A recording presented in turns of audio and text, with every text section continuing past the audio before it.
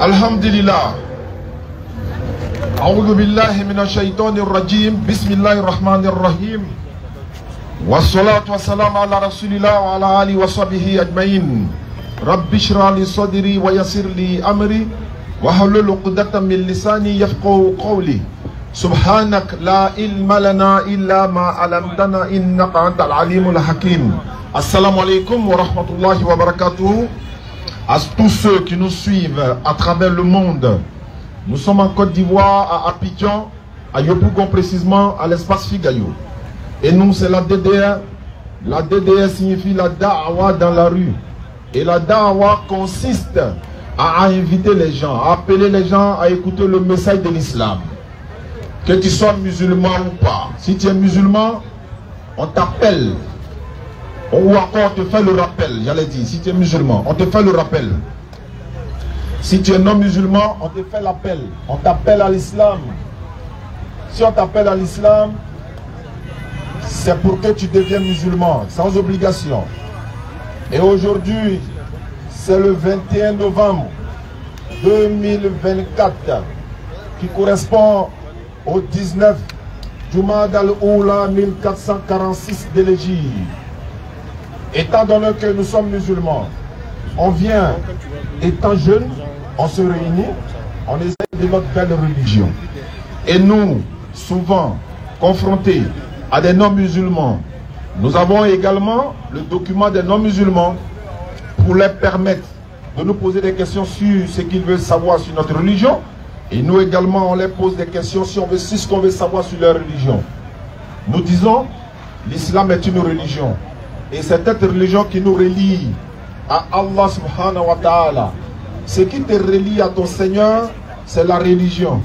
Et ce qui nous relie à notre Seigneur, Allah dit dans le Coran, Surat 3, le verset 19, certes, la religion acceptée d'Allah, c'est l'islam.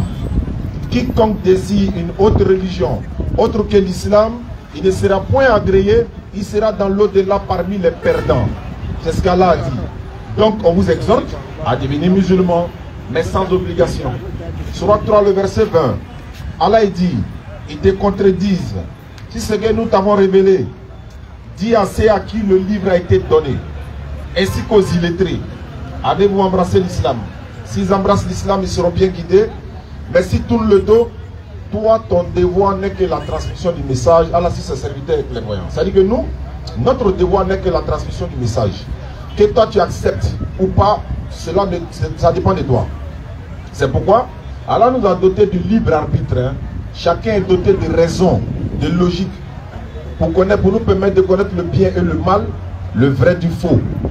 Et si tu connais la différence entre le bien et le mal, le vrai du faux, tu vas maintenant chercher, ou encore tu dois savoir qui est le véritable créateur des cieux et de la terre. Le ciel n'est pas venu en vain. On n'était pas en train de se promener quelque part. Et puis on a vu notre propre téléphone par terre et puis on a appris, personne n'est à la base de ce téléphone-là. Tout le monde est unanime que le téléphone, de l'eau, chiffon, tout ce que nous avons, il y a quelqu'un qui est à la base. Même si on ne connaît pas la personne. Mais en même temps, certains, ils acceptent qu'il y a des personnes qui ont fabriqué le téléphone, les documents qui sont là, etc. Même s'ils ne connaissent pas la personne. Mais ils regardent le ciel et ils disent non, il n'y a personne. C'est le hasard. C'est pas logique, les gars. Il n'y a pas de hasard en tant que tel. Parce que tout est de la volonté d'Allah, certes. Allah guide qui il veut, il égare qui il veut. Mais ce n'est pas parce que toi tu es égaré que c'est Allah qui t'a égaré. C'est-à-dire, s'il veut t'égarer là, il t'égare. S'il veut te guider, il te guide. Mais il nous a laissé tous le libre arbitre, comme je l'ai dit. Aujourd'hui, nous sommes musulmans, on est fiers de l'être. On vous appelle à l'islam. Il y a des chrétiens, il y a des bouddhistes, il y a des athées. Il y en a même qui n'ont aucune religion, ils sont là. Mais ils se sentent à l'aise dedans. Mais ce n'est pas parce que tu te sens à l'aise dans une chose qu'elle est bonne pour toi. Il y a des... Pourquoi on dit par exemple à ton propre enfant de ne pas manger trop de sucre étant à bas âge, même pour une grande personne. Mais c'est intéressant dans sa bouche, il peut boire sucrerie matin, midi, soir, mais ce n'est pas bon pour lui. Donc c'est un peu ça. L'islam est certes difficile pour certaines personnes, mais ceux qui sont nés musulmans, certains me disent non, mais il y en a qui, pourquoi les gens quittent l'islam? Pourquoi les gens quittent l'islam? Je dis, mais où est-ce que les gens quittent l'islam? Dès qu'une seule personne se lève pour dire, bon voilà, j'étais musulman, voilà, je suis devenu pasteur, on dit les gens quittent l'islam. Mais en longueur de journée, les gens qui adhèrent à l'islam, on ne peut pas dénombrer ça. On ne peut pas finir de compter. Mais là n'est pas le problème. Ce n'est pas le taux là qui compte forcément. Mais au jour de la résurrection, il y en a qui vont regretter si on savait d'aller se soumettre à Allah. Surat 15, le verset 2 le dit. Et aujourd'hui, toi tu es musulman, mais il faut que ton comportement accompagne pour prouver que tu es un bon musulman. Et nous sommes en novembre. Comme j'ai l'habitude de le dire, vous savez, en novembre, vos voisins non musulmans, vous ne verrez pas vos voisins non musulmans venir vous donner la nourriture dans le mois de novembre. Depuis novembre a commencé, ou encore septembre, octobre, novembre, quel voisin non musulman est venu te donner de la nourriture comme pendant les périodes des fêtes de décembre? Et c'est ce qu'on a toujours dit. Si mon voisin avait l'habitude de me donner de la nourriture étant non musulman, en dehors des périodes des fêtes de décembre, et que j'ai l'habitude de manger, s'il vient me donner dans le mois de décembre, il n'y a pas de problème puisqu'il a l'habitude de le faire. Mais celui qui ne te donne pas de la nourriture pendant les autres mois, mais dans le mois de décembre, et précisément pendant les fêtes des 24 et des 31, il vient te donner de la nourriture. Moi je dis je ne peux pas manger cette nourriture pour la simple et bonne raison. Il me donne la nourriture, c'est en commémoration de la fête de lui, sa divinité. Parce que s'il me donne la nourriture dans le mois de novembre là, il n'y a pas de fête de divinité. C'est de façon nette, voilà, il me donne. Mais s'il me donne ça en 25, alors que lui il est en train de célébrer la Noël, il veut me faire participer à la Noël en mangeant la nourriture qui a été consacrée à Noël. S'il me donne ça pendant la période des 31, il veut me faire participer à sa fête avec la nourriture. Donc voilà un peu, voilà, nous exhortons les frères et sœurs. Le prochain mois, c'est le mois de décembre, on va parler beaucoup, Inch'Allah. Et sans oublier que nous avons décidé également de vous rappeler, nous sommes en train de nous approcher pendant la période électorale. Beaucoup de personnes, à l'époque où encore il y a 10 ans en arrière, chaque fois quand les périodes électorales arrivent, tout le monde est inquiet. Mais alhamdulillah, la paix règne en Côte d'Ivoire. Nous devons préserver la paix. Nous devons exhorter nos frères et sœurs, qu'ils soient musulmans ou pas. Une vie là, elle est symbolique. Une vie, elle coûte cher. Allah dit, ne tuez pas la vie que Allah a rendue sacrée sauf en bon droit. En d'autres termes, légitime défense. Donc, période électorale, paix sociale ou encore la paix partout dans le monde. Nous sommes en train de vous exhorter. Pourquoi? On a dit, on répète, pendant les fêtes, pendant les périodes électorales, les politiciens, ils ont besoin de nous pour venir faire campagne pour eux. Ils donnent de l'argent à certaines personnes. Ils viennent même soutenir certaines personnes. C'est bon, c'est leur droit. Mais après avoir soutenu des personnes, en retour, ils ne vont pas aussi nous demander d'aller nous faire tuer pour eux. C'est la jeunesse qui sont ciblées. Les vieilles personnes ou nos papas et autres, là, ils ne vont pas sortir pour aller manifester. Dès que c'est gâté là, c'est les jeunes qui sont prêts à prendre les bois. Souvent le monsieur a souffert pour acheter sa voiture. Il n'a rien à voir dans la politique. Ils sont des passages, ils cassent sa voiture. Ils sont des passages, ils mettent feu dans la voiture du gars. Mais tu t'imagines un peu la répercussion de ça sur toi? Vous savez comment il a fait? Il a souffert pour payer son moto-taxi ou bien son taxi. Il est en train de rembourser même des crédits. À cause de l'élection, on va aller tomber dans toutes ces choses-là. Nous disons non, évitons ça. On va tous voter. Nous, on est premiers à aller voter. On va aller voter lors des élections présidentielles, municipales, etc. On va aller voter. Après avoir voté, on rentre à la maison. Si c'est jour fermé, on rentre à la maison. Si on a des occupations à faire, on va qu'à nos occupations. J'espère, Inch'Allah, que chaque personne ici est en train de prendre conscience par la grâce d'Allah, parce que nous devons quand même vous exhorter, vous nous écoutez, et c'est notre devoir, non seulement de parler de l'islam qui est paix, mais de vous parler aussi de la paix, n'est-ce pas, qui nous incombe tous en Côte d'Ivoire. Wassalamu alaikum wa rahmatullahi wa barakatuh.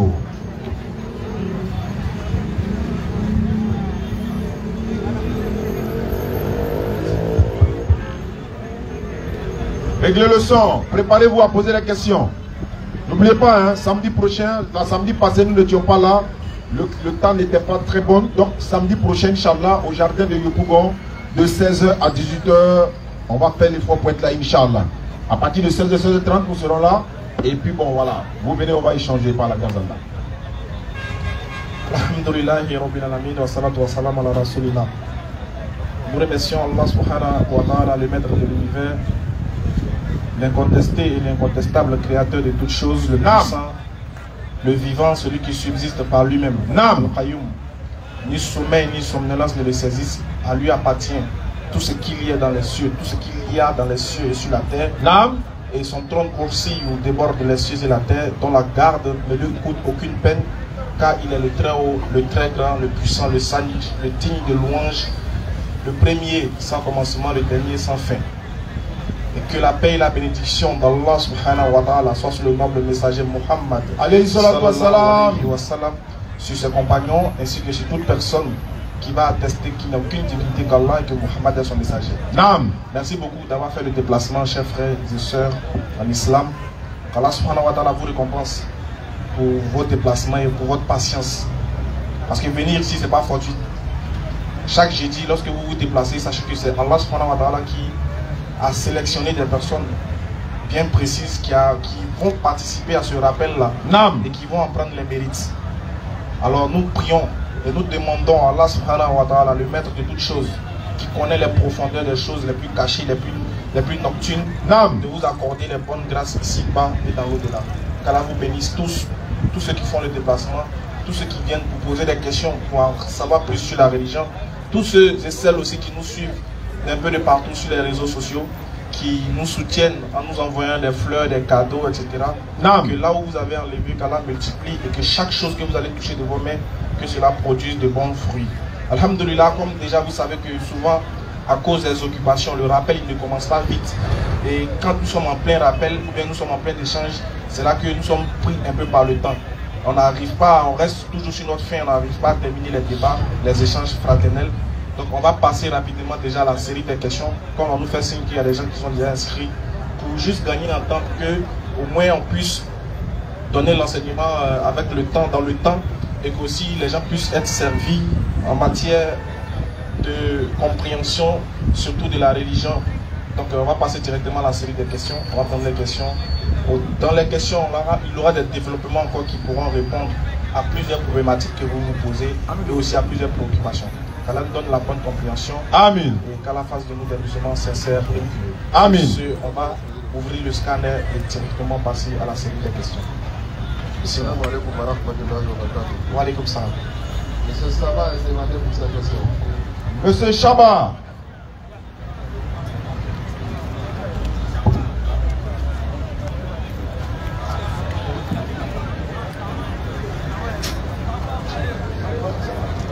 Non, comment ça? Il y a caméra.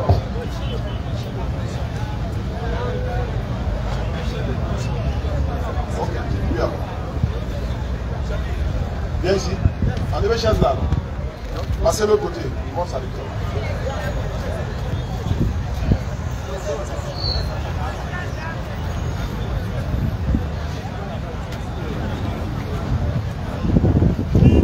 Salam alaikum.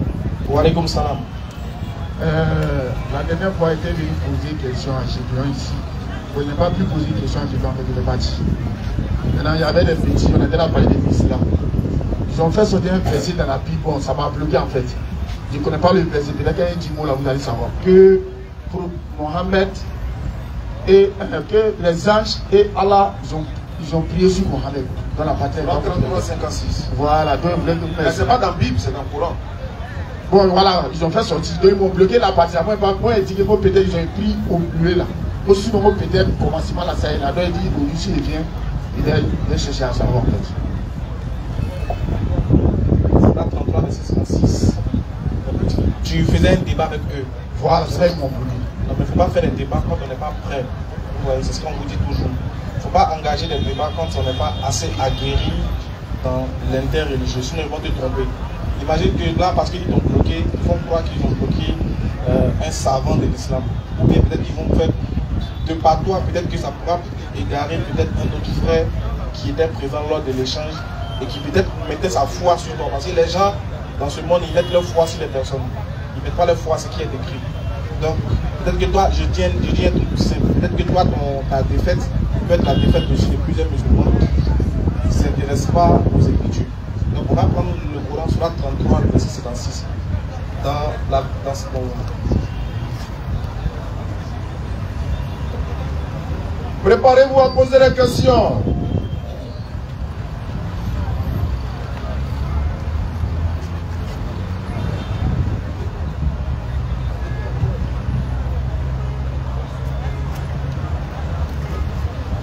« 6. Peut-être le verset exactement, vous le lisez, on va expliquer ça en fait. Inch'Allah. 33, verset 56. C'est Allah et ses anges prient sur le prophète. Oh vous qui croyez, priez sur lui et adressez-lui vos salutations. Voilà, c'est ce verset-là qu'ils utilisent parce que souvent dans les débats, les musulmans ont tendance à dire que Jésus prie Dieu. Voilà, Jésus dans Luc 6, verset 12, il est dit là-bas que Jésus prie Dieu. Il est passé sur la montagne, il est allé sur la montagne et il passa toute la nuit à prier Dieu. Donc eux, ils utilisent aussi la réplique en disant que Allah aussi prie sur le prophète. Donc ils vont te demander dans la sourate 33, verset 56, Allah prie qui? Puisqu'on dit Allah et ses anges prient sur le prophète. Donc pour eux aussi, Allah prie sur le prophète, c'est que Allah prie un autre Dieu sur le prophète Muhammad alayhi salatu wa salam. C'est comme ça qu'ils comprennent le verset. Heureusement que dans le verset, il n'est pas dit que Allah prie quelqu'un. Heureusement. Que le verset s'explique lui-même. C'est-à-dire Allah et ses anges prient sur le prophète. Oh, vous qui avez cru, priez sur lui et adressez-lui vos salutations. Donc ce qui est bien, c'est que ce qui est bon en islam, lorsqu'il y a un verset du Coran, il y a une explication du verset du Coran. Mais dans le même Coran qui est utilisé, dans le même verset, on va lire ici de la note explicative juste en bas pour nous expliquer ce que signifie Allah et ses anges prient. Parce que dans le texte arabe, le mot qui est utilisé, c'est le mot soli. Dans le mot soli, il y a beaucoup de définitions. Ça veut dire bénédiction, ça veut dire prier, ça veut aussi dire plusieurs choses à la fois. Maintenant, dans l'esprit de celui qui a traduit fidèlement en français, il a traduit soli par prier. Il ne s'est pas trompé quand il dit soli, c'est prier. Non. Sauf que dans le contexte dans lequel il a mis le mot soli dans la phrase, il n'est pas exact en fonction du texte original. Voilà pourquoi lui-même, ceux-mêmes qui ont traduit le Coran en français, eux-mêmes vont expliquer pourquoi ils ont utilisé le mot prie. Alors c'est notre explicatif. Prie sur lui. Ils vont dire maintenant, quand ils disent Allah prie sur le prophète là, ça veut dire quoi? Vas-y. 2 points. La prière émanant d'Allah. C'est-à-dire que la prière, quand on dit Allah prie là, cette prière qui émane d'Allah là, c'est quoi? Est miséricorde. C'est une miséricorde et celle des anges et des hommes est invocation des bénédictions d'Allah. Donc la prière d'Allah là, c'est pas une invocation, c'est une miséricorde. Comme si Dieu fait une miséricorde au prophète. Mais il demande aux anges, eux, d'invoquer maintenant pour le prophète. Donc Allah, il n'invoque pas une divinité pour le prophète, lui fait une miséricorde. Faire une miséricorde, quand il va traduire le mot, c'est soli. Par la formule Allahumma salli. Voilà la formule qui est donnée qui signifie Allahumma salli. Donc cette formule Allahumma salli, si tu le traduis en français, c'est-à-dire Allah prie. Parce que salli veut dire prier. Mais dans le vrai sens, dans le contexte, ça ne veut pas dire prier, ça veut dire donner des bénédictions ou la miséricorde d'Allah. Tu comprends un peu?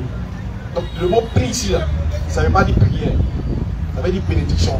Pour Allah, c'est bénédiction, c'est des miséricordes. Pour les anges, c'est invocation, c'est prière. Je ne sais pas si tu comprends.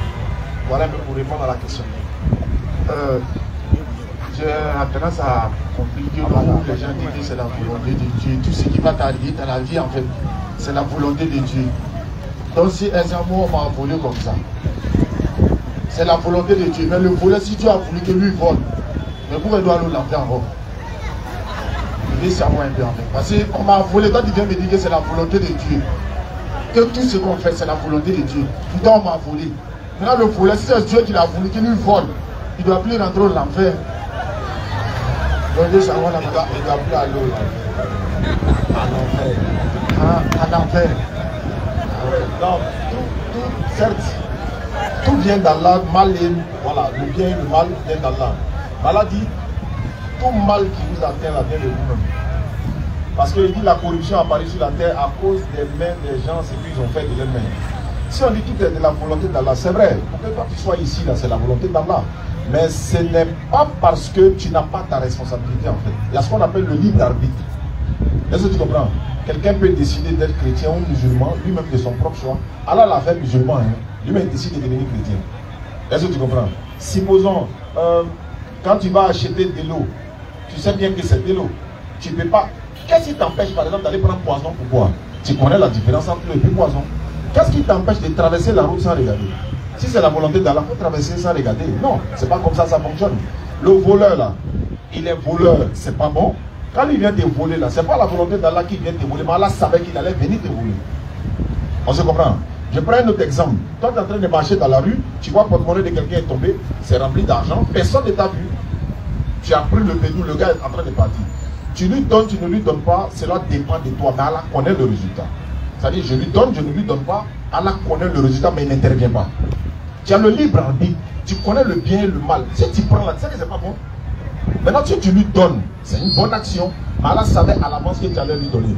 Donc, quelqu'un vient te voler, c'est lui-même qui a voulu ça. Ce n'est pas la volonté d'Allah parce que c'est sa responsabilité à lui. Est-ce qu'Allah l'a créé étant voleur? Non seulement si Allah l'a créé étant voleur, et puis il va aller le brûler encore alors que c'est lui qui l'a rendu voleur. C'est pas logique. Il a sa responsabilité. Il y a le libre arbitre qui est là. Actuellement là, il y a l'électricité qui est en train de faire fonctionner ça là. C'est le courant qui fait fonctionner non? Hein? L'entreprise qui a donné le courant là, on va dire CIE, c'est eux qui ont fait qu'il y a l'électricité. L'objectif pour lequel ils ont envoyé le courant là, c'est pour que le micro là puisse fonctionner, le téléphone puisse être chargé et tout ça. Maintenant, si toi tu vas, tu prends fil de courant, tu mets sur ta langue, et puis tu es mort, on va accuser la CIE, ou bien on va accuser Allah, ou bien c'est toi-même on va accuser. C'est la volonté de Dieu. On peut essayer encore. Supposons, quelqu'un vient, ta femme, hein, c'est que tu dis, tu as laissé le courant et puis tu n'as plus là. Il vient prendre ta femme et puis il la viole. C'est là. Tu es là, tu vois, hein, il a pris ta femme, il l'a enceinté. Tu vas te plaindre, mais c'est la volonté d'Allah ou bien tu vas te plaindre? Non. Il me plaint. Non, c'est la volonté de Dieu. Non, après, c'est pas la volonté, c'est lui qui a voulu ça. Je pense qu'on s'est compris. Dernière question, c'est ma question, il a fait quelque chose, je ne sais pas s'il est mal fait. Il y a un gars qui est là, bon, un mendiant, qui est venu me mendier en fait. Donc dans le mendiant là, il me dit, lui il a une maladie, que vraiment lui c'est pour prendre l'argent pour aller se soigner. Bon, comme moi aussi c'était mon dernier jeton, bon le mois il ne fait pas bouger, je ne sais pas s'il est bien mon père. Il dit, Allah, il va lui-même, si c'est vrai qu'il est malade, l'argent ça va lui soigner. Mais si c'est vrai qu'il n'a rien et puis il a menti, bon, la maladie qu'il a dit, les gars, voir ça. Le Coran dit c'est bon. J'ai bien pour sur un matin. Si le Coran dit c'est bon, c'est que c'est un menteur. C'est que tu as bien fait. Ah, ça dit. Salam alaikum. Alaikum salam. Il dit salam alaikum.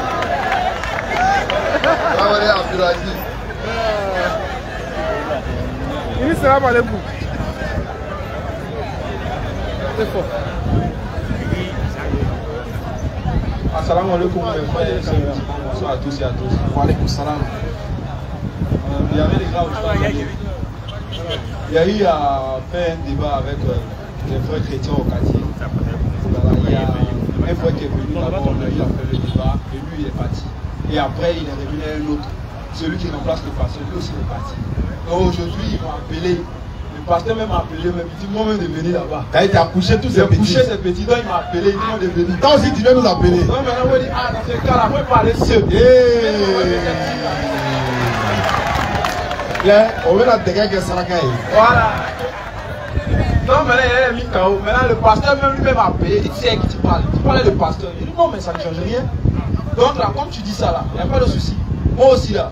Il y a mes grands frères aussi, il y a mes papas aussi, il y a une voir. Là, s'il y a certaines personnes aussi, là, on va partir ensemble. Et puis maintenant, voilà. C'est un convoi, de toute façon. Non, pas un convoi, mais même s'il y a une personne.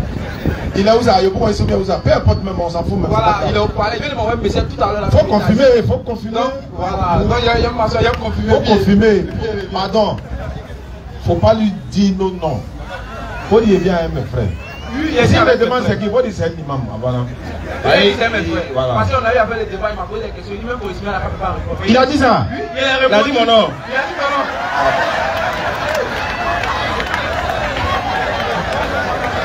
Je lui ai dit. Ouais, il souffle. Je lui ai dit, moi-même là. Non, c'est mon nom préféré, les gars. C'est lui-même qui a dit. Il a dit moi-même là. Ça dit moi je ne connais rien même de ça. Donc je suis même aussi bien même de tous ces débats là. Donc lui et moi on a eu à parler, mais je le contredis. Donc il est parti appeler son pasteur. Voilà pourquoi son pasteur m'a appelé aujourd'hui, il était à la maison.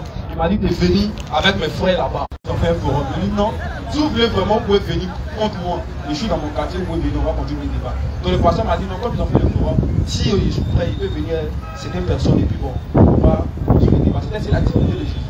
Donc il n'a pas eu de verset pour contredire. Et puis lui-même, il a publié ça sur TikTok après, il est facile. Parce qu'il a vu que ce qui s'est passé là, ça ne l'arrangeait pas. Oui, voilà, donc c'était si peu. Il n'y a pas de souci, donc c'est prêt, tu vas faire signe. La seconde question, c'est pour la prière des 4 heures. Parce que souvent, il y a. C'est 5 heures, ok, la prière de 5 heures. 4h30 minutes, la prière de 5 heures. Est-ce que c'est bon de prier la prière de 5 heures à partir de 7h ou 8h ou autre? Est-ce que c'est normal? C'est pas normal, mais ça peut arriver. Quand ça arrive, on ne peut pas dire que ta prière ne sera pas valide. Mais c'est pas normal parce que Allah est dans le Coran que la prière se fait à des moments bien déterminés. À des moments déterminés. Donc heureusement que ce n'est pas des heures, mais en islam c'est des moments. Mais quand on doit prier par exemple la prière de Fajr, et que toi, la prière de Fajr c'est avant le lever du soleil, et que toi-même le soleil même c'est déjà levé qu'il est fatigué. C'est maintenant que toi tu veux commencer ta prière, tu vois que tu n'as pas respecté un verset du Coran par exemple. Maintenant, au cas où ça arrive, les savants nous recommandent de se lever et de prier, de faire la prière malgré que tu as raté le moment. Mais ce n'est pas conseillé, c'est déconseillé. Et le Coran dit malheur à ceux qui négligent les salats. Donc ça fait partie de la négligence de la prière. Si par exemple, on a l'habitude de le dire, si tu devais venir récupérer 500 000 chaque 4 heures du matin, je pense que si on te disait que c'est à 4h30, on prend 500 000. Hein. À 4h, même à 3h10, tu es déjà. On est d'accord qu'à 3h10, il sera déjà dépassé, on dit c'est 5 € qui est en jeu. Alors que ce que tu dois faire là, cette prière-là dépasse 5 €, ça dépasse plus que ça. Le monde de son contenu ne peut pas peser face à la quintessence et à la lourdeur de cette prière-là que tu fais vis-à-vis d'Allah. C'est tellement important cette prière-là, ça a tellement de baraka, ça a tellement de grâce et de miséricorde que aucune somme dans ce monde ne peut payer ça. Et en plus, c'est un rendez-vous entre la créature et le créateur. C'est-à-dire que toi, en tant que créature, tu as rendez-vous avec ton créateur à 4h40. 4h30. Pendant que le créateur lui il est là, il t'attend, toi tu dors. Imagine qu'Ado t'a donné rendez-vous à 4h30. Il dit petit, viens chez ta vie. Au palais, il dit bien au palais présidentiel. Toi tu habites à Zido. Même si c'est pour faire footing de 23h, pour que tu arrives là-bas à 4h, tu vas le faire. Ça c'est un être humain. Mais quand il s'agit du rendez-vous d'Allah, on trouve des prétextes, on trouve des choses à dire. Est-ce que c'est possible qu'à 7h il peut prier?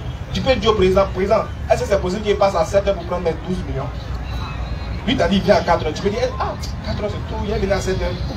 Tu n'as pas dit ça parce que tu te dis qu'il a parlé, lui il a la capacité de changer ta vie sur le champ. Mais alors que Allah subhanahu wa ta'ala, lui, ton sort, ta vie éternelle qui n'est pas éphémère là, dépend de sa volonté, de son vouloir, de son bon vouloir, de sa miséricorde et de sa grâce. Alors que c'est dans ce rendez-vous là qui te donne pour venir communiquer avec lui, former un avec lui, en chair et en esprit, pour comprendre que toi tu dois t'humilier pour que lui te grandisse. Toi tu dois te rendre petit pour que lui t'accorde ses faveurs. Il dit invoquer mon père. Où tu peux invoquer Allah? On dit par exemple, même quand tu as un téléphone, si tu n'as pas mis en charge, comment tu vas manipuler? Quelle que soit la valeur du téléphone, quand il est déchargé là, ça n'a pas d'importance. Mais c'est quand il est chargé, quand tu vois les images, tu es content.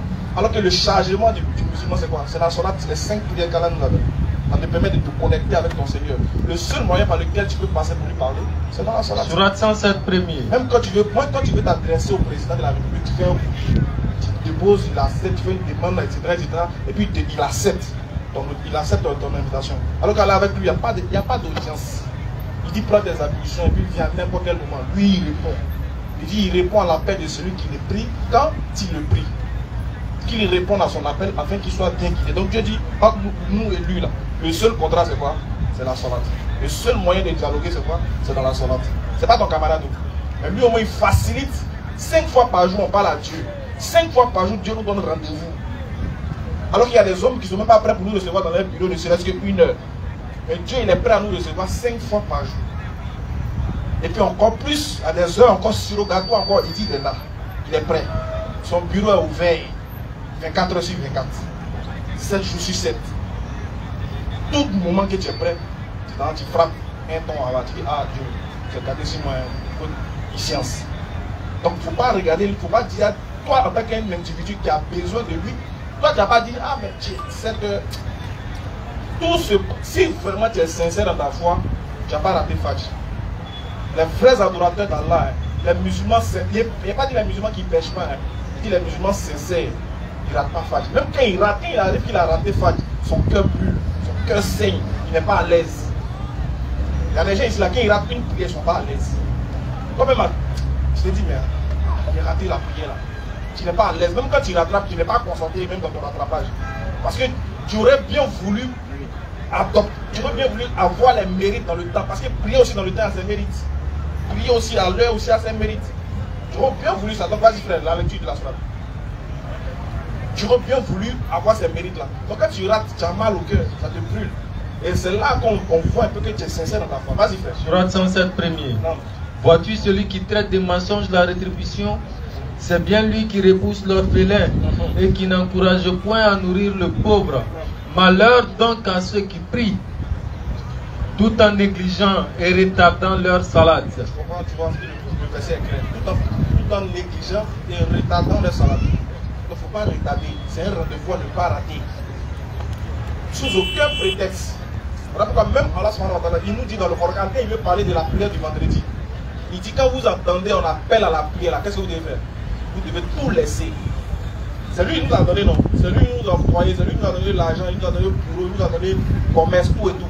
Il dit, mais lorsque l'heure de la solat arrive, l'heure de la solat du vendredi arrive, quand on attend l'azan, on laisse tout. Pourquoi il dit on va laisser tout? Regarde ce qu'il veut dire, laisser tout.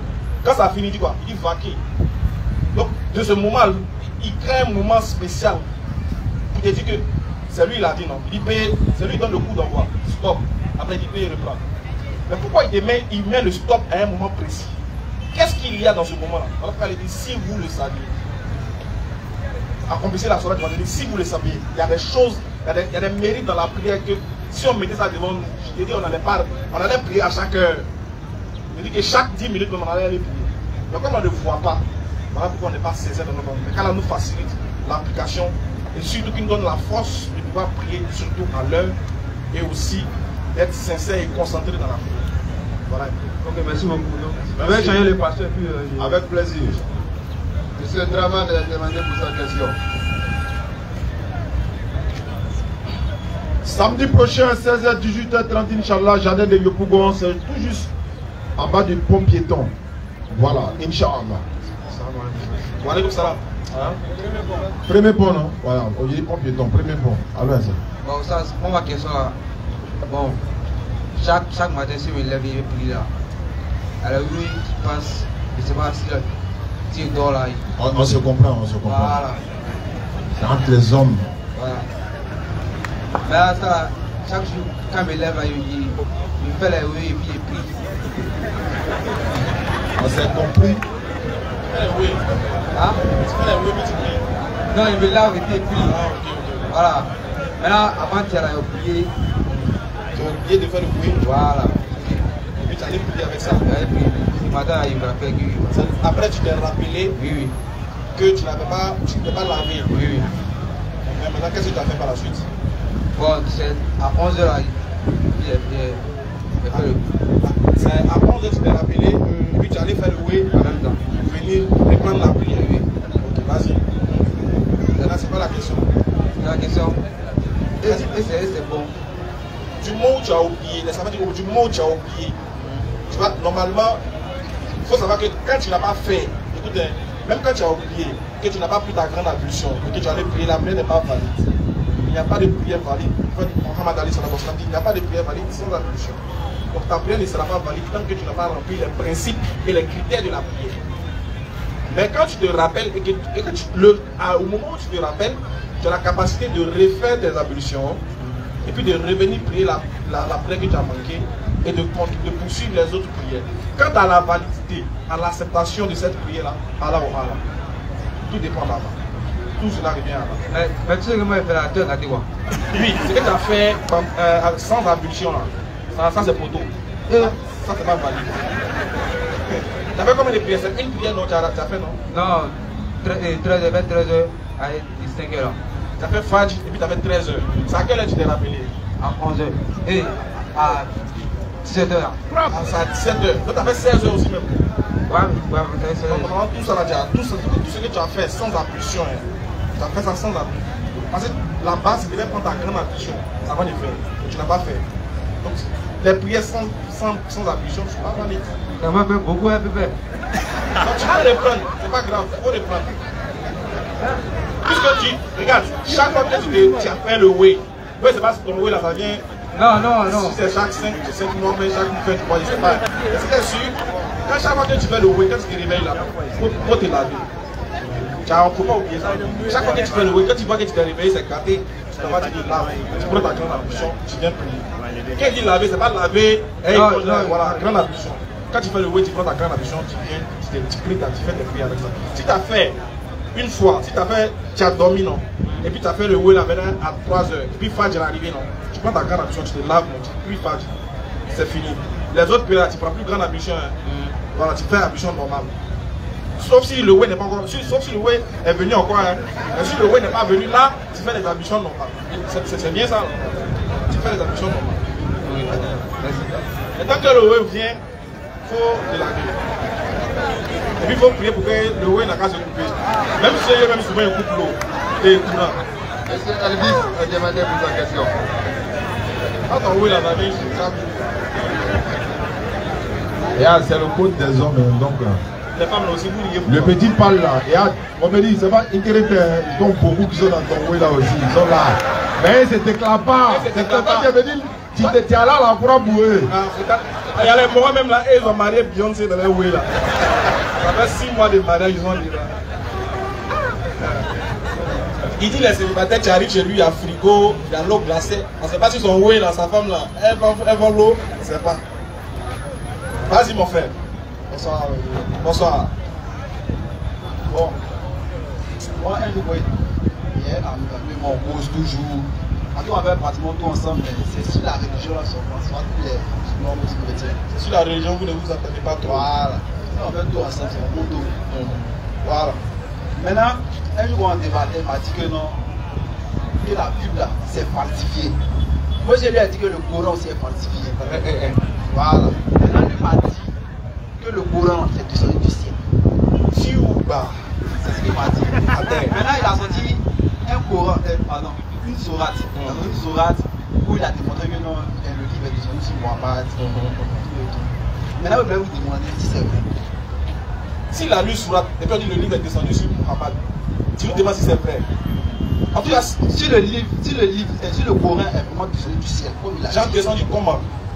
Descendu, il dit la Bible. Caillou quitte au ciel et puis ça vient. Il dit la Bible là, ce sont les gens qui ont fait la Bible. Ça c'est vrai. Maintenant, il dit le Coran là, ce sont pas les gens qui ont fait. Oui. C'est Dieu qui a fait cette chose.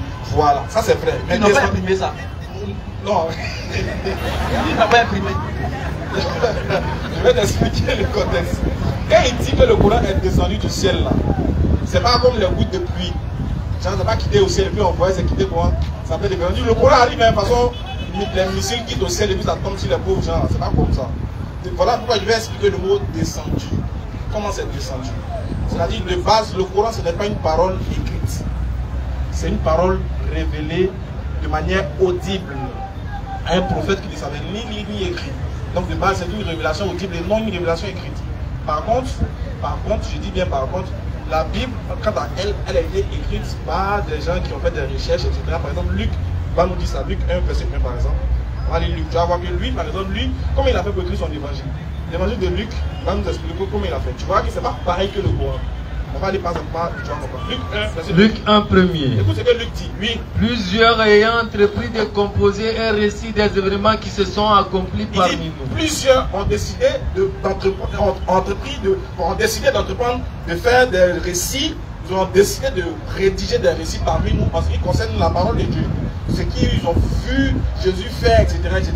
Donc, en fonction de ça, qu'est-ce que lui va faire? Suivant ce que nous ont transmis ceux qui ont été des témoins occultement et sont devenus des ministres Donc il y avait des gens déjà à l'origine qui ont vu, qui étaient des témoins oculaires. Ils ont transmis ça de génération en génération. Donc lui, Luc, ayant appris ça, qu'est-ce qu'il va faire aussi? Il m'a aussi semblé. Il lui a semblé bon, lui Luc, vas-y. Après avoir fait des recherches exactes sur toutes ces choses depuis leur origine. Donc il va aller faire des recherches sur l'origine des récits qui lui seront rapportés, des histoires qui lui seront rapportées, etc. Lui, de te les exposer par écrit d'une manière suivie. De te les exposer par quoi? D'une manière suivie. De te les exposer par écrit. Par écrit. D'une manière suivie. D'une manière suivie. Donc c'est pas par révélation. Théophile. Tu vois, c'est pas écrit. Il a entendu, il a fait des recherches et il a commencé à écrire. C'est Luc qui dit ça, il a écrit. Donc tout l'évangile de Luc là, c'est par rapport à ce que les gens ont transmis, que lui il allait faire des recherches et qu'il a rédigé et il transmettait à son gars qui s'appelle Théophile. Voilà. Mais par contre, le Coran c'est pas comme ça. Le Coran, c'est un homme étant sur terre, aura la révélation ou bien va voir apparaître un ange qui, venant de Dieu, va lui transmettre un message, va lui transmettre des versets, va lui ordonner de réciter, de répéter. Tu vois, non? Donc lui, il va se mettre à répéter. Vas-y, frère. Sourate 26, 192. Écoute bien, oui. Ce Coran, c'est le Seigneur de l'univers qui l'a fait descendre. Premier Babaché, c'est le Seigneur de l'univers. Tu as vu comment ça? Tu as vu la chaîne de transmission? Ça commence par le Tangoro des Tangoros, le Chao des Chao, le Père de l'univers, le Dieu de Jésus. Le Dieu de Jésus. Voilà. Et l'Esprit fidèle est descendu avec cela. Et l'Esprit fidèle qui est ici, l'ange, est descendu avec cela. Donc, le Seigneur de l'univers veut adresser un message à l'humanité. Il transmet à son ange qui lui à son tour vient, vas-y, sur ton cœur pour que tu sois du nombre des avertisseurs. Voilà, donc l'ange aussi va transmettre la chose que le divin va donner au prophète dans son cœur pour qu'il soit annonciateur et avertisseur et messager. Voilà comment la transmission du Coran se fait. Maintenant, comment ça s'est fait qu'il y a eu écriture maintenant? C'est là maintenant ton écriture. Voilà. Comment ça s'est fait et puis ils ont écrit ça maintenant? On est d'accord? Voilà. Vu que c'est une révélation audible, au temps du prophète Mohammed, il y avait des gens qui avaient mémorisé le Coran. Et même des femmes avaient mémorisé le Coran. Lui-même avait... lui-même on n'en parle pas. Lui-même il est le Coran vivant. Très bien. Donc là, c'est qu'il va réunir ses califes, il va réunir ses... On va dire, il dit ses califes, ses compagnons, qui, eux, parmi eux, il y avait des scribes qui savaient écrire, il y avait des scribes, il y avait des gens qui savaient écrire, qui vont mettre ça par écrit après récitation du prophète Mohammed et après vérification de ceux qui avaient mémorisé ce Coran. Voilà pourquoi la force du Coran n'est pas sur l'écrit. La force du Coran est sur sa révélation. Il y a des gens qui ont mémorisé le Coran dans leur tête. Donc eux n'ont pas besoin de l'écriture. Si on décide de brûler tout le Coran de la terre, mon frère, la révélation n'est pas perdue. Elle est vivante. Pourquoi? Parce que les gens continueront d'aller à la mosquée et de réciter le Coran là-bas.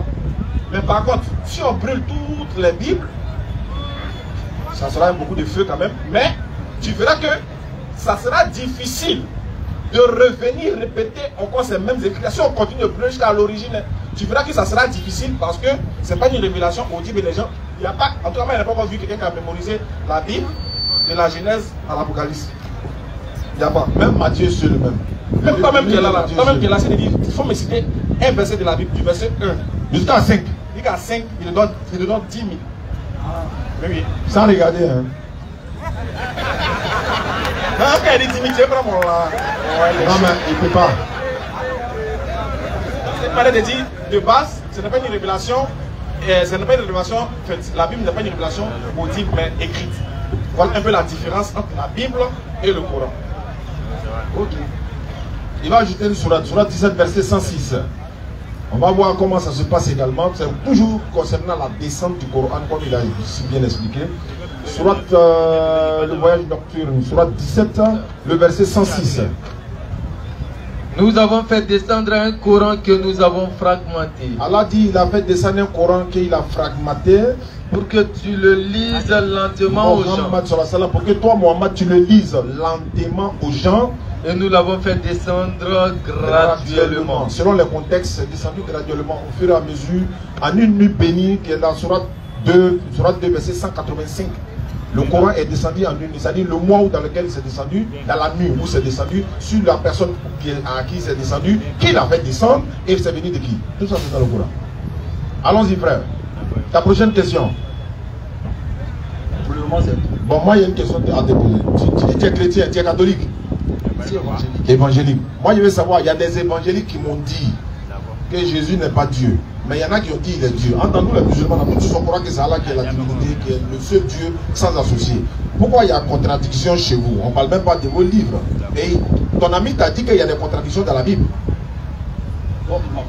Il m'a dit Que le Coran est descendu et il t'a dit que la Bible est falsifiée. C'est ce que tu as dit. Et effectivement, la Bible a été falsifiée.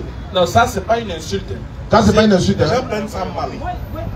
Tu as dit que mon ami t'a dit. Tu dis ton ami t'a dit ça. Voilà, oui, en réalité, la Bible même confirme cela.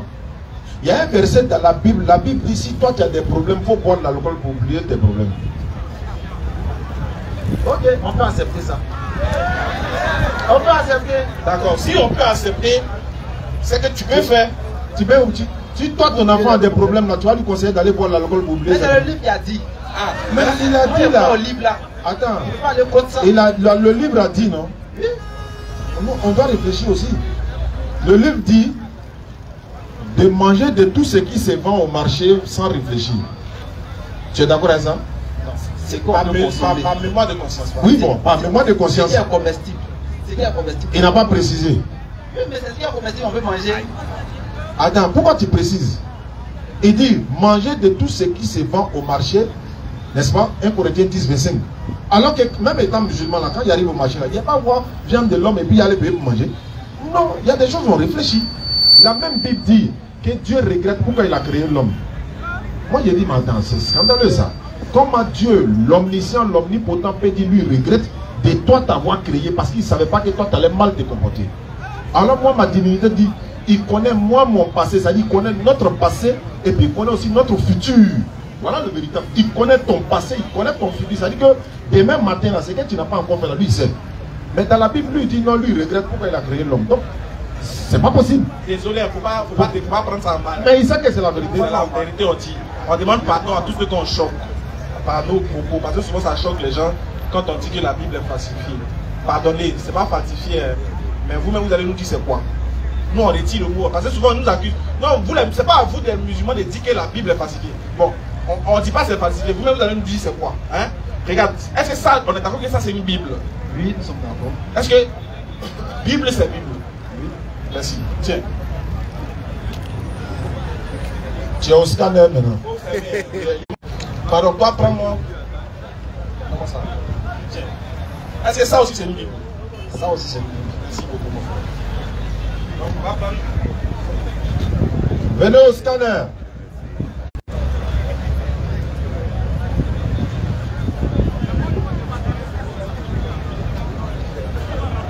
Voilà, tiens. Très bien. Ici, vous tous avez suivi la scène. J'ai pris deux Bibles. Une grosse Bible, une petite Bible. Une Bible grise, une Bible rouge. Il a dit la Bible c'est là. Et puis c'est la parole de Dieu, bien sûr. Il faut la respecter. Merci mon frère. Je veux que dans ta Bible là, rouge là, tu me lises Marc 16 à partir du verset 8, s'il te plaît. Marc 16, verset 8. Suivez. Ah, tu es sorti de la page. Doucement. Voilà, Marc 16, verset 8. Il faut garder pour pas dire. Toi, faut faire. Voilà. Marc Elle est 16. sortie du sépulcre et s'enfuit. La peuple les avait saisis. Ok, verset 9. C'est pas encore terminé. Vas-y.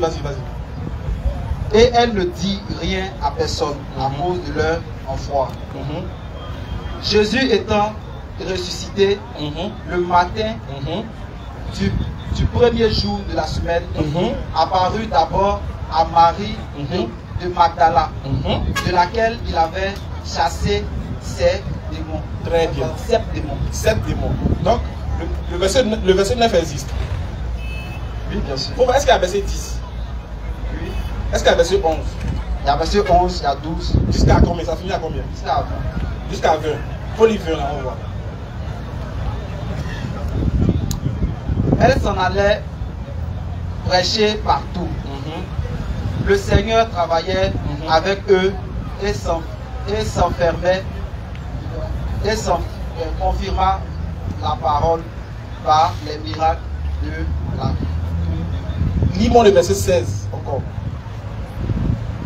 Marc 16, 16. Tu vois pas? Vas-y. Celui qui croira. Verset 14. Encore. Dis verset 14. Enfin, il apparut aux 11. Pendant qu'il était à table, il leur reprocha leur incrédulité et la dureté de leur cœur, parce qu'ils n'avaient pas cru ce qui l'avait vu ressusciter. Vas-y, continue. La point. Le verset, donc tous les versets existent. Tous les versets existent. Merci. C'est quand même Marc combien? Il dit Marc 16, verset 14. Ok. Merci beaucoup. Non, je veux la Bible là. Il faut lire Marc 16 là ici aussi.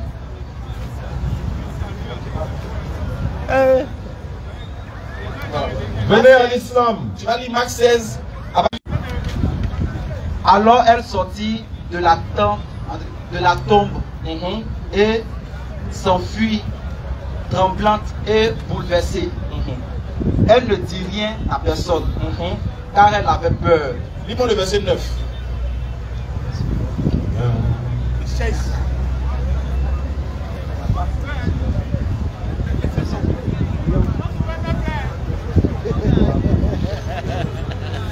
Dans Marc 16, verset 9. Où tombe? Là, tu vois verset 9 là-bas.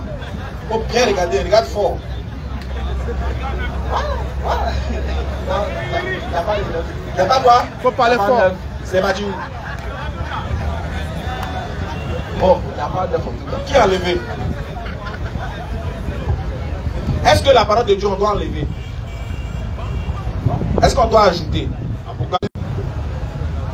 Maintenant, qui a enlevé 9 là? Il veut faire quoi ça? Ils ont mis ça où? Maintenant, tu sais pourquoi il n'y a pas 9? Maintenant, regarde ma question. Pourquoi il n'y a pas 9 là-bas et puis il y a 9 ici? Bon, mais c'est la suite qui est là-bas. On peut dire que c'est la suite. D'accord. Alors que, regarde, si c'est la suite vraiment, eux-mêmes ils vont te dire pourquoi il n'y a pas 9. Il faut regarder, il faut lire en bas. Ils ne pas. Il faut lire en bas. Il faut lire en bas, ils vont te dire pourquoi il n'y a pas 9. Où tombe? Non. Non. Voilà, dis bien. Tombe de souvenirs. C'est pas ça. Où? C'est pas où. Ici. Ici, voilà. Verset 8. Pourquoi il n'y a pas verset 9? Ils vont te dire. Vas-y. Ah. Selon des manuscrits fiables. Selon les manuscrits fiables, parmi les plus anciens, l'évangile de Marc. L'évangile de Marc là. Se termine par les mots du verset 8. Du verset combien? Du verset 8. On dit selon quoi? Selon les manuscrits fiables. Parmi les plus anciens. D'accord, donc on dit selon les manuscrits fiables, parmi les plus anciens. Donc c'est suite. Ah, oui. Si quelqu'un y ajoute quelque chose, Dieu le frapperait des fléaux décrits dans ce livre. Si tu as ajouté là, c'est comment?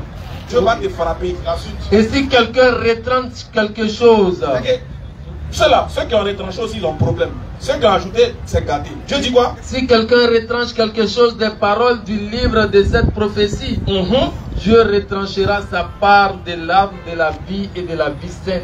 Tu as compris? Donc, mon frère, quand le frère dit que c'est falsifié là, c'est vrai que c'est choquant, mais toi-même là-haut, quand toi tu vois les deux là, puisque un côté est coupé, et puis un côté il y en a, il te pose la question, entre les deux Bibles, c'est laquelle on doit suivre? Bon, déjà, moi je ne maîtrise même pas les deux livres. Parce que tu as dit c'est la Bible. Moi, je t'ai pas demandé de maîtriser. Hein. Tu dis la Bible, c'est la Bible, c'est la parole de Dieu. Maintenant, il te demande entre les deux, là où il y a le verset 8, et puis là où il n'y a pas le verset 8, entre les deux, là, on doit suivre quelle Bible? Tu me conseilles laquelle? Bon, on doit suivre. C'est ça que le gros doit, c'est ça qu'on doit suivre. Ah, donc ça là, on ne doit pas suivre ça. C'est le même au fait. C'est le même. C'est le même et puis il n'y a pas verset 9. C'est le même livre là. Mais ça va voir que c'est petit. C'est que là-bas c'est grand. Mais c'est ici là, il y a verset 9. Où c'est petit là? C'est pas où c'est grand, il doit avoir verset 9. Bon, c'est comme je dis là. Même la dit que là, la Bible est falsifiée. Après, c'est le Coran c'est falsifié. Parce qu'ils ont tout. La Bible là, ils ont imprimé ça. Le Coran aussi c'est imprimé. Parce que c'est pas ça. Dieu a sorti un seul livre. C'est pas maintenant, on voit que il y a beaucoup. Frère, donc c'est que ça a été imprimé. le Coran là. Le Coran là, moi je ne me dis pas pour savoir si c'est déjà, s'il y a des parties qui ont été retranchées ou bien des parties qui ont été ajoutées. Si c'est retranché, si c'est rajouté là.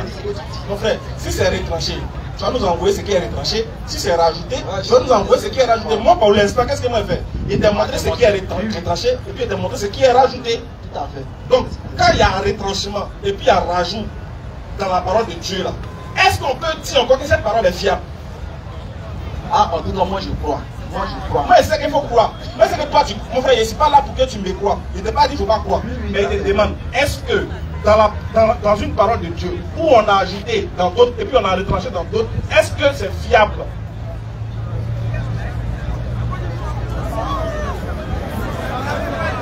Merci beaucoup pour la réponse. Qu'elle donne la bonne réponse. Ciao. Attends. Ouais, non, c'est pas grave, il n'avait pas à répondre. Ou bien tu peux répondre à la question qu'il avait posée là. Il faut répondre à la question qu'il avait posée. Ah, il dit qu'il va répondre. Donc, au suivant. Merci beaucoup. Monsieur Junior, demandez pour sa question.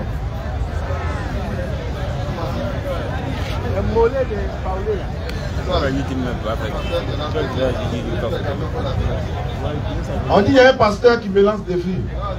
C'est pas un pasteur musulman là. Il est où ça? Ah, le vieux pasteur. On va aller rapidement pour la visite. On va aller comme ça là. Je voulais savoir, il y a Micro. un problème qui est fatigué de savoir. Ok, allez-y. Il voulait savoir si le diable était à l'origine du mal qui a dans ce monde. Le diable est-il à l'origine du mal qui est dans ce monde? Selon les chrétiens? Bon, je voulais savoir ce que les gens ont besoin du Coran. Non, pour nous là, c'est nous-mêmes qui sommes. Allah dit dans le Coran que de tout bien qui t'atteint vient d'Allah. Tout mal qui t'atteint vient ici, que tes deux mains ont fait. Donc le mal qui nous arrive ici là, c'est nous-mêmes qui l'avons fait. Mais le diable est un ennemi déclaré pour nous. Il va vouloir nous induire en erreur. Allah nous dit de nous éloigner de lui avec tout ce qu'il nous a dit. Le diable a promis à Allah qu'il ne va pas laisser la créature d'Allah.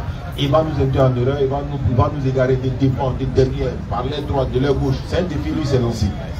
Mais aujourd'hui, il y a des personnes qui ne, je ne dis pas qu'ils ne pêchent pas, mais ils ne sont pas sur la voie du diable. Ils sont en train de se consacrer dans la voie de Dieu. Mais le diable est là. Est-ce qu'il arrive à les induire en erreur? Non. Donc, mais s'ils se laissent faire et qu'ils suivent le diable, ils seraient induits en erreur. Je sais pas si tu comprends. Parce que pendant le mois du Ramadan, on dit que Dieu attache le diable pour que les gens ne soient pas libres de ses mouvements. Maintenant, mais on constate qu'il y a des péchés quand même. Ça, c'est... Il y a des gens qui pêchent dans la rue. Au fait, c'est pas comme si le diable a attaché et puis toi, c'est-à-dire tu ne peux rien faire quoi. Non, ça n'a pas. C'est comme par exemple, on dit non, collez-vous dans la prière, vous n'êtes pas que le diable rentre entre vous. C'est pas comme le diable en personne rentre dans la mosquée. Les intentions sont là, c'est déjà diabolique. Je suis mieux que lui, je ne vais pas le toucher. Il y a tout ça qui est dans l'esprit. Maintenant on dit le diable attaché, mais il y en a qui sont venus nous dire ici que dans Ramadan, lui il a cherché go. Mais il est allé à sa copine, surtout copine, et puis dans le mois de Ramadan, et puis dans la journée. C'est symbolique. Tu vois un peu, donc c'est pas. Nous devrons faire l'effort pendant cette période-là. Celui qui arrête de fumer, par exemple, on dit le diable attaché. C'est pas parce qu'il a arrêté de fumer que le diable attaché. Et puis dès que c'est fini, mais si tel est le cas, on va demander à Allah, mais il faut laisser le diable attaché éternellement. Parce que dans Ramadan, ceux qui ne fument pas, après ils vont arrêter de fumer. Non, c'est pour vous demander l'effort, quoi. C'est pareil aussi pour ceux qui. C'est le même, c'est un style, c'est un langage. Comme on dit, ça la bec, on l'habite Satan. Est-ce qu'il est là-bas pour dire, il est assis, il est pour nous? C'est ça. Non, non. C'est symbolique, ça veut dire quelque chose. Quand on dit que le diable est attaché, ça veut dire que c'est la période où le diable n'a pas le dessus sur les véritables croyants, sur les véritables jeûneurs. Il n'aura pas le dessus parce que les désirs, les passions seront voués à l'échec. Tout ce que le diable utilise pour pouvoir ruser, pour pouvoir détruire l'esprit du véritable croyant, tout ceci-là sera attaché à d'autres. Tout ceci-là n'aura pas de valeur, n'aura pas d'impact sur le jeûneur. C'est ce que ça veut dire, le diable il est attaché. C'est pas qu'on le prend, on l'a mis dans un bunker, on a attaché ses deux pieds, non, c'est pas ça. Donc en gros, le diable même, c'est l'homme. Non, le diable c'est pas l'homme. Le diable c'est un être à part qui induit l'homme en erreur. Surat 38, 82. Vas-y frère. Par ta puissance, dit Satan, je les séduirai assurément, tous, sauf tes serviteurs élus parmi eux. Donc c'est celui qui séduit, le diable est le séducteur, celui qui séduit, qui assaillit les gens de devant par derrière, qui les induit, qui les pousse à faire ce qui est contraire à ce que Dieu a donné, qui les pousse à désobéir aux ordonnances et aux prescriptions de Dieu. Voilà. Surat 111 premier. Vas-y. Dit, je cherche protection auprès du Seigneur des hommes, le souverain des hommes, Dieu des hommes, contre le mal du mauvais conseiller furtif qui souffle le mal dans les poitrines des hommes, qu'il le conseille soit un djinn ou un être humain. C'est pas le diable, c'est pas l'homme, le diable c'est un esprit, c'est un être qui a été créé de feu, c'est un djinn qui a été créé de feu, de la flamme sans fumée, qui a la capacité d'obéir ou de désobéir et qui pousse les êtres humains à faire. Allah dit, il vous voit, vous ne le voyez pas. Lui, il nous voit, mais nous, on ne le voit pas. Donc, il va forcément essayer d'induire la création. C'est-à-dire, ceux qui sont des âmes mécréants, là, il les a déjà. Voilà, c'est eux, là, il fait rien. Eux, ils ont des... Il a des supports, il a des supporters, il a des promis. Tu vois, le diable, il est devant, il a des promis derrière lui. Il y a beaucoup de promis. Ceux qui attendent l'élection pour faire par là, vous pouvez être des gens sur la mémoire de Tchéritam. Monsieur Koulibaly. C'est pas Koulibaly de Wave, là. Ah. Si après c'est un Koulibaly de Wave, là. Il a vu nous. Non, non. Ah. Alhamdulillah Rabbil Alamin, en attendant que le doyen fasse prendre le micro, nous avons de la visite. Tous ceux qui sont. Qui a un compte TikTok? Tout le monde. Qui a TikTok? Qui a TikTok? Tout le monde. Et c'est cash. Ça dépend de ce qui ça va Qui est allé sur Telegram 2 jours là? On vous voit. Ils ont descendu. Tous ceux qui sont allés sur Telegram, nous on vous voit. Telegram c'est que tu viens d'arriver, il nous informe que tu viens d'arriver. Mais les raisons qui t'ont amené à aller sur Telegram là, Dieu seul sait. Donc, tous ceux qui ont un compte TikTok, forcément, ont déjà vu notre frère qui est venu nous rendre visite. Forcément. Il fait des bons rappels, il fait des vidéos. C'est quelqu'un qui est assez connu sur les réseaux en matière du digne, de celui qui exhorte les gens à vraiment faire des prières, corriger les prières, faire les prières normalement. En tout cas, moi-même, je suis ces vidéos de temps en temps, souvent pour corriger un peu nous tous même, certaines de nos démarches, etc. Donc, on a appris beaucoup de ces vidéos.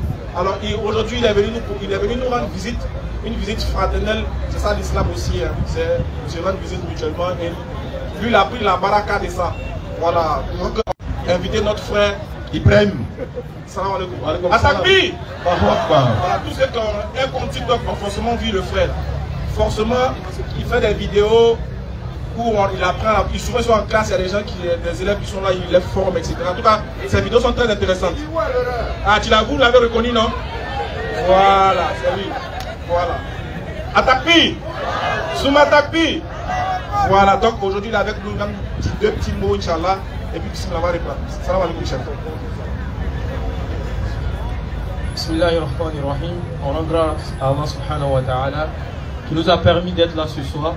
D'abord, je tiens vraiment à remercier toutes ces personnes-là présentes et bien sûr l'ensemble de la DDR ici présent. Bismillah. D'abord, je tiens à me présenter, je suis le frère Touré Ibrahim Abdul Hafiz. Voilà, sur les réseaux qu'on a entendu le jardin spirituel. Exactement. Voilà. Abonnez-vous à sa page surtout aussi, c'est important, jardin spirituel. Ok, nous remercions Allah subhanahu wa ta'ala d'abord pour tout ce que vous essayez d'entreprendre pour les musulmans. Comme on le dit, c'est-à-dire Aloua Tobi. Exactement. Et puis il y a un trouble là. C'est comme le roi en fait. Chacun veut y avoir une chacun. Et puis maintenant on met une dessus pour arranger. Exactement. Nous ne sommes pas musulmans parce que par plaisir. Exactement. Nous sommes musulmans parce que nous avons décidé de suivre la voie droite. Nous sommes musulmans parce que nous avons décidé de suivre la voie même où il n'y a pas de doute. Claire. Nous sommes musulmans parce que nous avons décidé de suivre cette voie là qui décide pour nous bien sûr de nous. Exactement. Nous sommes musulmans parce que c'est l'islam qui nous aide à pouvoir sortir des ténèbres. C'est l'islam qui nous aide à pouvoir sortir des erreurs. C'est l'islam qui nous permet de reconnaître nos échecs, de prendre nos échecs, de prendre ces échecs-là et de les transformer en bien sûr en espoir de vivre. Pour être la conscience des derniers, pour être les premiers. Takbir! Allahu Akbar, Allahu Akbar. D'abord, c'est une fierté pour nous d'être musulmans. Et on dit Alhamdulillah pour cela. Alhamdulillah. Nous sommes musulmans et nous demandons à Allah subhanahu wa ta'ala de nous aider à pouvoir rester sur cette voie. Amin. Nous demandons à Allah subhanahu wa ta'ala toutes ces personnes qui n'ont pas encore compris le sens véritable de la religion, le sens véritable de la vérité, qu'Allah leur ouvre la porte vers la vérité. Amin. Qu'Allah subhanahu wa ta'ala met la baraka dans tout ce qu'on compte entreprendre. Amin. Qu'Allah subhanahu wa ta'ala nous aide à être parmi ces personnes qu'il a citées dans le Coran. Insan, nous avons donné la dignité au fils d'Adam. Il nous compte parmi ces êtres dignes et qu'il nous aide à pouvoir être des musulmans pieux et sincères dans la voie droite. Amin. Assalamu alaikum wa rahmatullah. Merci beaucoup frère. Merci beaucoup. Qu'Allah te fortifie. Qu'Allah t'inspire. Le jardin spirituel, c'est ça? Le compte TikTok, c'est le jardin spirituel. Avant ce soir là, on va avoir 2500 abonnés là-bas, s'il vous plaît. Et maintenant, tu es encore dans l'allée encore. Il est venu se convertir. Tout ce qu'on a dit là, toi, ça te dit rien. Il faut rester là, hein. Tes cheveux vont devenir blancs. T'es déjà blanc, ça commence à attendre en marron. Bientôt la mort, c'est dans quelques instants. Tu vas mourir sans être musulman. On entend les rites, tu peux que c'est un musulman, non? Faut pas lui faire peur. Faut t'amuser là, faut pas lui faire peur. Pas t'as mourir sans être musulman, hein. Ah oh. Quand Aka venait au jardin, tu étais là-bas avant qu'il vienne. Ok. D'accord. C'est notre vieux père. Attends, moi je suis vieille, puis moi tu regardes, si tu es mort sans être musulman. Débat de ça devant Jésus là-bas, là, je vais. Faut t'amuser. Moi, je débat de ça là, il y a tant devant Jésus. Tu dis que non, tu partais à Korogo, le Coran a envoyé, tu t'es retrouvé à Bassam. Il n'est pas ça là-bas. Pas devenir musulman seulement. Bonne arrivée, vieux père. Bonne arrivée. Ouais. Voilà, c'est notre manière de l'accueillir. Tu deviens musulman quand? Mettez caméra sur lui, on peut le voir. Tu deviens musulman quand? Je salue toute l'assemblée. Nous autres te saluons. Nous te saluons. Que Dieu vous bénisse. Amen. Je ne sais pas si au nom de Jésus, qui a grandi Faut dire, mets-toi à l'aise. Donc je vous bénis au nom de Jésus. Astaghfirullah. Voilà. Il ne s'est pas contenté de dire, oh, il dit Astaghfirullah. Bien. Je suis content d'être là ce soir. C'est pour peut-être j'en tirer une sorte de conclusion. Parce que Ismaël Aga est le fils d'un pasteur. C'est ça là qui te fait mal. C'est là que je suis venu, j'ai dit. Ça fait mal à quelqu'un. Ou bien le pasteur va suivre le fils de pasteur chez Diané, ou bien Diané va suivre le fils de pasteur à l'église. Quelle église? Bon. Chez moi. Dans mon église. Est-ce que ton église là, tu peux laisser pour aller chez les catholiques les dimanches souvent? Moi j'y vais. Donc tu peux y aller avec moi. Est-ce que toi et moi on peut aller chez les Chinese dimanche prochain? Oui. Toi tu peux faire culte de Chinese. Oui. T'as pas dit quoi? On te regarde, il y a caméra. Attends, t'as pas dit quoi? Sans mes chaussures. T'as rempli la passante de Jésus. Oui. Maintenant il est dans Bourou là. Bon, je n'en ai pas. Vas-y frère. Bien. Donc, moi je dis, Diané a bien dit, quand on a dit à un pasteur qui lance de vie, il dit c'est pas le pasteur musulman là. Moi je suis musulman. Je suis pasteur musulman. Je crois que le Coran est la parole de Dieu. La vérité est dans le Coran. C'est fort, hein? C'est fort, c'est pas ce qui dit. Alléluia, Amina, Rabbi, Alawa, c'est la pasteur.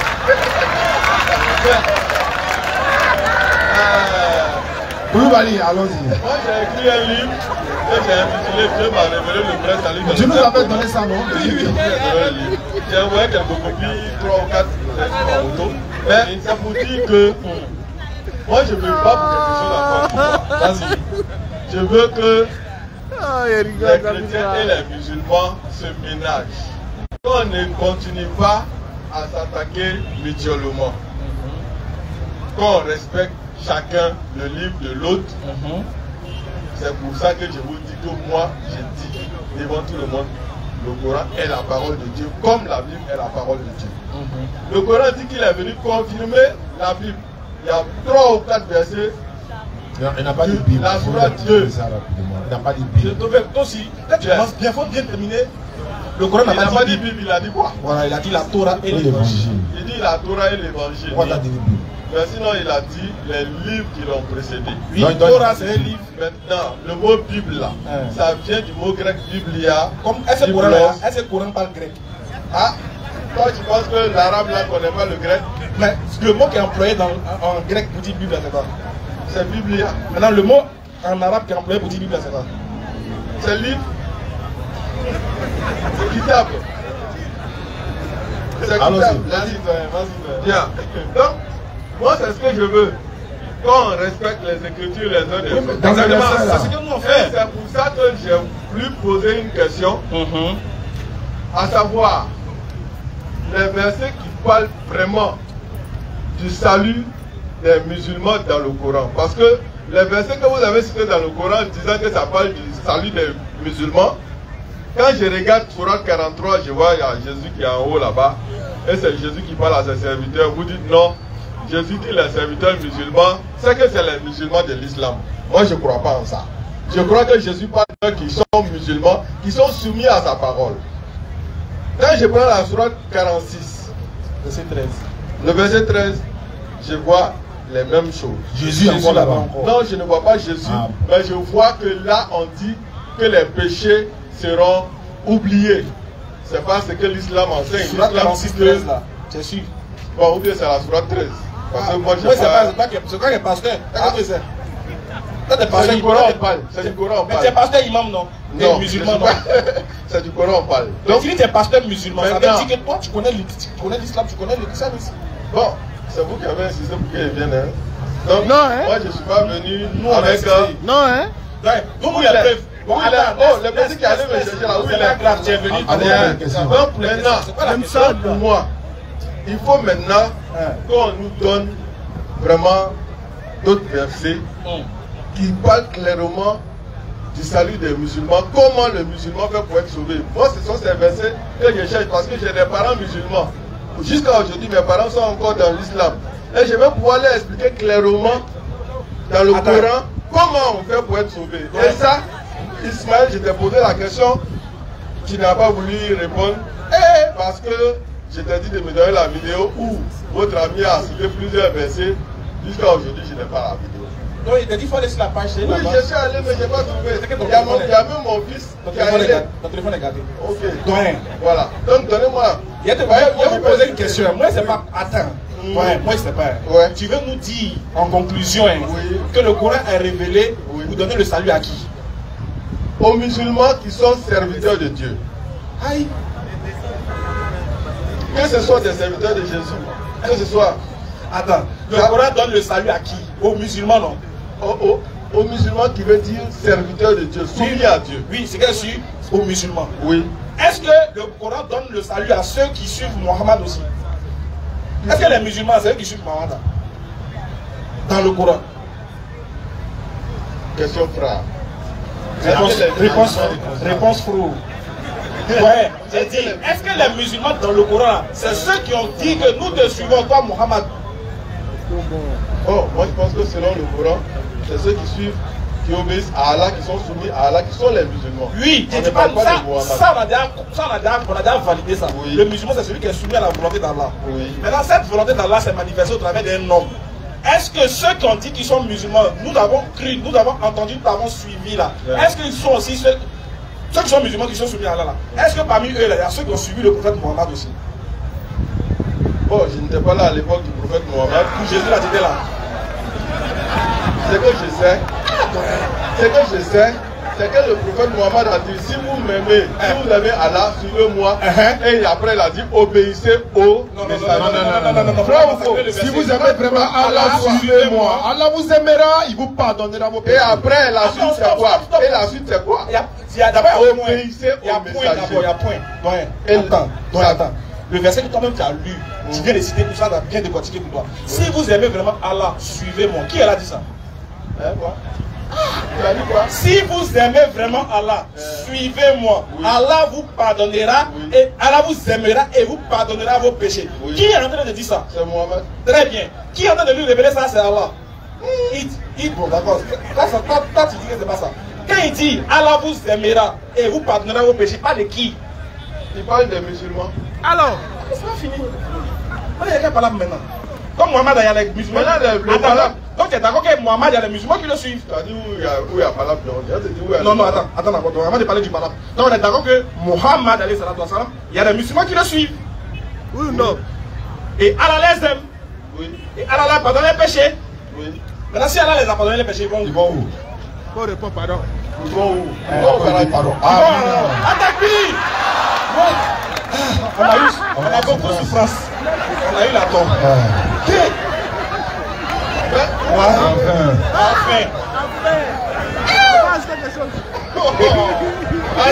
Votre inquiétude, c'est que je dise que les musulmans qui suivent Mohamed, qui obéissent à ce que Mohamed a dit, lorsqu'il a dit obéissez au messager, qu'ils ne vont pas au paradis. Non, c'est pas ça. Tu sais qu'ils obéissent au messager à qui Mohamed a dit d'obéir, ils iront au paradis. Maintenant, s'ils n'obéissent pas à ce messager auquel le prophète Mohamed a dit d'obéir, il dit à Jésus, moi.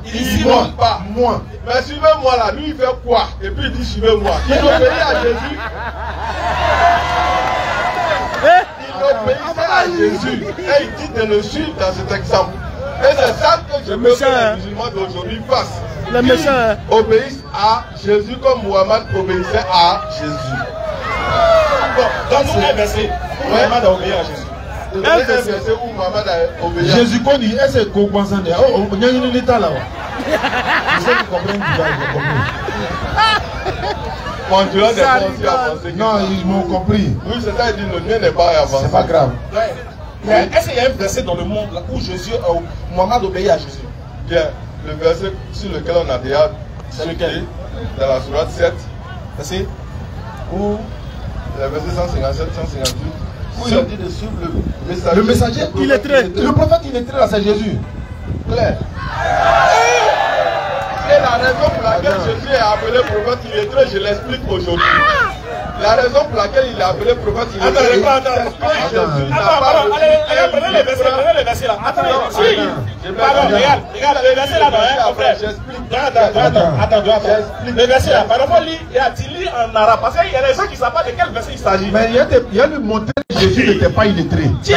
Bon, on a déjà fait ce débat. Attends, non. C'est inutile. Mais ça va finir aujourd'hui là. Non. On finit avec ça. C'est pour ça que j'ai voulu expliquer pourquoi Jésus est appelé illettré et puis vous ne voulez pas. Non, mais la Bible dit. Laissez-moi expliquer pourquoi Jésus est appelé le prophète illettré. En fait, il faut donner la définition de illettré aussi. Voilà. Non, moi je dis. Illettré là, il ne sait pas lire, non? Non. Bon, toi-même tu as cité aujourd'hui la sourate 17, le verset 106. Où il est dit que nous avons fragmenté le Coran pour que toi, Mohamed, tu le lises lentement. Quand on dit, le Coran dit que Mohamed doit lire, et puis vous dites qu'il ne sait pas lire. Le mot ikra, ici, là, le mot lire ici. Parler en arabe. Mais pourquoi tu fuis? C'est lire. Oui, le mot lire là. Voilà. Mon frère, qu'est-ce que signifie lire dans le Coran? Que signifie lire dans le Coran? Est-ce que le prophète, quand la première révélation du prophète, quand c'est venu en du quoi? Ikra, non? Oui. Il devait lire quoi? C'est que l'on lui montrait à lire. Alors. Est-ce que au moment où l'ange est venu d'aller dans la grotte là, il y avait quelque chose qui était écrit? Alors, vous dites que les livres anciens n'existaient Est-ce que quelque chose était écrit quand l'ange est venu? Oui, les livres anciens existaient depuis. Quand il était dans la grotte, il était quel livre? Et l'ange qui t'a dit qu'il est venu sans livre. L'ange est venu sans livre. Quand tu veux là. Moi je demande. Si l'ange n'est pas venu avec un livre, il faut demander de lire. J'ai dit. Pourquoi il est appelé le prophète illettré?